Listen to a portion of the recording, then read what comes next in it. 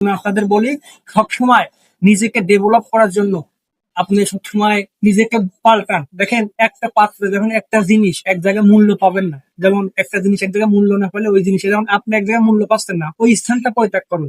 এখানে একটা যেমন সিম্পল একটা উদাহরণ দিই, এখানে একটা আমাদের বাংলাদেশে একটা লাউয়ের দাম এখানে 12 রিয়াল, 12 রিয়াল কিলো। তাহলে সেই হিসাবে বাংলাদেশ 600 টাকা কেজি, একটা লাউয়ের ওজন হয়ে যায় প্রায় 3 কেজি, হিসাব করে দেখছেন।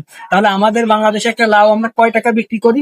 40 থেকে 50 টাকা। দেখছেন জায়গা পরিবর্তন করার সাথে সাথে মানুষের দাম সবকিছু মূল্য দাম বেড়ে যায়। এই জন্য নিজে যেখানে দাম পাবেন না ওই জায়গাটা পরিত্যাগ করুন, অবশ্যই আপনি দাম পাবেন। এই জন্য বলি নিজেকে কিছু করতে হলে, নিজের ক্যারিয়ার গুছাতে হলে বাবা মায়ের আঁচল, ওই বাড়ি, ওই বন্ধু বান্ধবের সাথে আড্ডা, বন্ধু বান্ধবের আজ সারাদিন ঘোরাফেরা করলাম, এগুলো ত্যাগ করতে হবে।